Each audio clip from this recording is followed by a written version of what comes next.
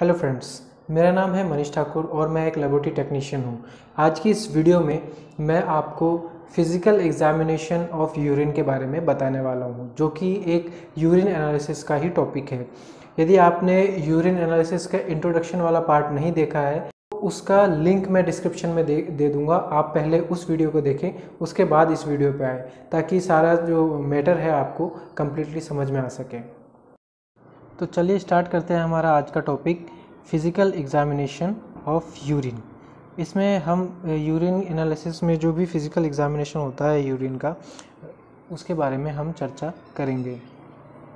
सबसे पहली चीज़, जो फिज़िकल एग्जामिनेशन होता है यूरिन का, उसमें मेजर जो हैं वो 7 पॉइंट्स देखे जाते हैं। 7 पॉइंट मेजरली चेक किए जाते हैं, जिसमें से पहला पॉइंट है वॉल्यूम, यूरिन का वॉल्यूम कितना है। कलर, यूरिन का कलर किस तरह का है। तीसरा होता है अपीयरेंस, यूरिन किस तरह का दिख रहा है। और चौथा है सेडिमेंट फॉर्मेशन, उसमें कोई यूरिन के कंटेनर में किसी तरह का कोई सेडिमेंट तो फॉर्म नहीं हुआ है। पांचवा आता है ऑर्डर, यूरिन का जो सैंपल है उसमें किस तरह का ऑर्डर या किस तरह की गंध है। 6 पॉइंट होता है रिएक्शन एंड पीएच, जो यूरिन है वो एसिडिक है या एल्कलाइन है और उसका पीएच जो है वो कितना है। और 7th पॉइंट होता है स्पेसिफिक ग्रेविटी, यूरिन की स्पेसिफिक ग्रेविटी कितनी है। तो वो पहले पॉइंट की तरफ चलते हैं। पहला हमारा पॉइंट है वॉल्यूम। तो वॉल्यूम की यदि हम बात करें तो वॉल्यूम के बारे में मैंने लास्ट वीडियो में भी बताया था कि एवरेज यदि हम वो यूरिन आउटपुट की बात करें तो वो लगभग 600 से 2000 मिलीलीटर होता है इन 24 आवर्स। बट यदि हम एक एवरेज वॉल्यूम की बात करें तो एवरेज वॉल्यूम होता है 1200 मिलीलीटर। यूरिन वॉल्यूम 1200 मिलीलीटर एक एवरेज वॉल्यूम होता है। सेकंड पॉइंट होता है हमारा कलर, कि यूरिन का कलर किस तरह का है। तो कलर की हम बात करें तो यूरिन का कलर 2 तरह का हो सकता है। पहला है उसमें पेल येलो, जैसा कि आपको इस पिक्चर में दिखाई दे रहा है, पेल येलो इस तरह का कलर हो सकता है। और दूसरा कलर है डार्क एम्बर के लिए भी एक पिक लगा रखी है मैंने, इस तरह का डार्क एम्बर कलर होगा। तो यदि यूरिन का ये कलर होता है तो यूरिन जो है वो नॉर्मल है, इसमें किसी तरह की कोई पैथोलॉजिकल कंडीशंस नहीं है। यदि हम कलर के रीज़न की बात करें कि यूरिन का कलर इस डार्क एम्बर या फिर पेल येलो क्यों होता है, तो उसका मेन रीज़न है urobilin pigment. Main reason urine के कलर का होता है यूरोबिलिन पिगमेंट। एक इम्पोर्टेंट पॉइंट है ये। यूरोबिलिन पिगमेंट की वजह से यूरिन का कलर पेल येलो या डार्क एम्बर होता है। बट उसके साथ साथ यूरिन में यूरोबिलिन और यूरोएरिथ्रिन नाम के भी पिगमेंट्स होते हैं, जो कि यूरिन को कलर प्रोवाइड करवाते हैं। थर्ड हमारा पॉइंट है अपीयरेंस, कि यूरिन जो है वो किस तरह का दिखाई दे रहा है। तो यदि नॉर्मल कंडीशन है तो यूरिन जो है वो क्लियर दिखाई देगा, मतलब बिल्कुल साफ साफ दिखाई देगा, हम उसके आर पार आसानी से देख सकते हैं। बट यदि कोई पैथोलॉजिकल कंडीशन आती है तो उस कंडीशन में क्या होगा, देख लेते हैं। यदि यूरिन जो है वो क्लाउडी दिखाई दे रहा है तो हो सकता है या फिर है अमोर्फस फॉस्फेट यूरिन के अंदर। अमोर्फस फॉस्फेट की प्रेजेंस में यूरिन का कलर जो है वो क्लाउडी दिखाई देता है। ल्यूकोसाइट्स और एपिथेलियल सेल्स की प्रेजेंट में जो यूरिन का अपीयरेंस है वो टर्बिड या क्लाउडी हो सकता है। बैक्टीरियल यदि कंटामिनेशन है यूरिन में और बैक्टीरिया बहुत ज़्यादा है तो ऐसी कंडीशन में क्लाउडीनेस दिखाई देगी यूरिन के सैंपल में। यदि यूरिन में म्यूकस प्रेजेंट है एक्सेस में तो ऐसी सिचुएशन में यूरिन का जो अपीयरेंस है वो हेजी दिखाई देगा। यदि यूरिन के सैंपल में फैट और काइल्स प्रेजेंट है तो ऐसी कंडीशन में यूरिन का अपीयरेंस मिल्की दिखाई देगा।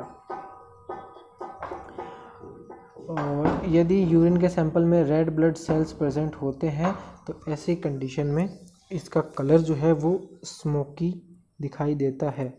कई बार कॉम्पिटिटिव एग्ज़ाम में इन कलर और इनके कॉन्स्टिट्यूएंट पे क्वेश्चन पूछ लेते हैं कि यदि म्यूकस है तो उसका कलर की अपीयरेंस किस तरह का होगा, यदि ल्यूकोसाइट्स है तो उसका अपीयरेंस किस तरह का होगा।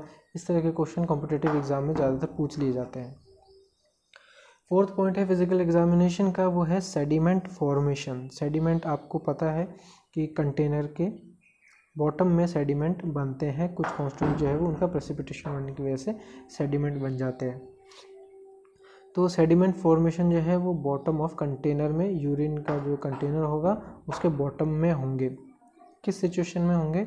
अमोर्फस फॉस्फेट प्रेजेंट हो, यूरिन में ल्यूकोसाइट्स प्रेजेंट हो और एपिथेलियल सेल जब प्रेजेंट होते हैं तो ऐसी सिचुएशन में जो है सेडिमेंट का फॉर्मेशन होता है। तो इसको चेक करने के लिए क्या किया जाता है, यूरिन का जो कंटेनर होता है उसमें जो यूरिन है उसको नॉर्मल रूम टेम्परेचर पे कुछ टाइम के लिए छोड़ दिया जाता है। जब उसको कुछ टाइम के लिए नॉर्मल रूम टेम्परेचर पे छोड़ देते हैं तो उसके बॉटम में कुछ सेडिमेंट दिखाई देने लगते हैं, इसी को सेडिमेंट फॉर्मेशन कहते हैं। फिफ्थ पॉइंट है ऑडर। ऑडर मतलब गंध। जो यूरिन का जो सैंपल है उसमें किस तरह की गंध आ रही है, तो यदि उसमें जो स्मेल है वो फ्रूटी या फिर स्वीट आए तो यूरिन के अंदर कीटोन बॉडी प्रेजेंट होती है। यदि यूरिन के सैंपल से पंजेंट स्मेल आए तो वो बैक्टीरियल कंटामिनेशन को दिखाता है। और यदि यूरिन के सैंपल से मस्टी स्मेल आ रही है तो मस्टी स्मेल जो है वो इन्फेंट में फिनाइल कीटोन यूरिया को रिप्रेजेंट करती है। सिक्स्थ हमारा पॉइंट है वो है रिएक्शन। जो यूरिन जो है वो किस तरह की रिएक्शन देता है और उसका पीएच कितना होता है। यदि रिएक्शन की बात करें तो यूरिन जो है वो स्लाइटली एसिडिक होता है और इसका जो पीएच रेंज है, नॉर्मल रेंज, वो 4.6 से 7.0 तक होता है, मतलब स्लाइटली एसिडिक। 7 से नीचे हो तो वो एसिडिक होता है और 7 से ऊपर हो तो वो बेसिक होता है। तो 4.6 से लेकर ये 7 के बीच में है, इट मीन्स ये एसिडिक होगा। और जो यूरिन का जो पीएच है वो हमारी डाइट पे भी डिपेंड करता है। यदि कोई नॉन वेज का ज़्यादा यूज़ कर रहा है, इंटेक ले रहा है, नॉन वेज इंटेक या फिर प्रोटीन इंटेक ज़्यादा ले रहा है, तो ऐसी कंडीशन में क्या होगा कि एसिड जो है वो स्टमक में जाएंगे और स्टमक से फिर एब्जॉर्ब होके वो यूरिन के थ्रू जाएंगे। तो ऐसे सिचुएशन में बॉडी में एसिडिसिटी ज़्यादा हो जाती है और यूरिन में, जिसकी वजह से यूरिन भी एसिडिक हो जाता है। बट यदि कोई वेजिटेरियन है और वेजिटेबल इंटेक ज़्यादा लेता है तो ऐसी कंडीशन में जो है यूरिन में एल्केलाइन नेचर जो है, एल्केलाइन रिएक्शन प्रेजेंट होगा। सेवेंथ और लास्ट पॉइंट होता है फिजिकल एग्जामिनेशन का, वो है स्पेसिफिक ग्रेविटी। स्पेसिफिक ग्रेविटी क्या होती है? स्पेसिफिक ग्रेविटी होती है ratio of the weight of the volume of urine to the weight of the volume of the distilled water। जो यूरिन है उसके वॉल्यूम का वेट और डिस्टिल वाटर के वॉल्यूम का वेट का जो रेशो होता है उसको स्पेसिफिक ग्रेविटी कहते हैं। ये किस वजह से होता है? यूरिन में जो कांस्टेंट प्रेजेंट होते हैं, जो छोटे छोटे ऑर्गेनिक इनऑर्गेनिक कांस्टेंट प्रेजेंट होते हैं, उसकी वजह से ये जो है उससे रेशो निकाला जाता है डिस्टिल वाटर से। तो इसकी यदि हम नॉर्मल रेंज की बात करें तो नॉर्मल रेंज होती है इसकी 1.003 से 1.035।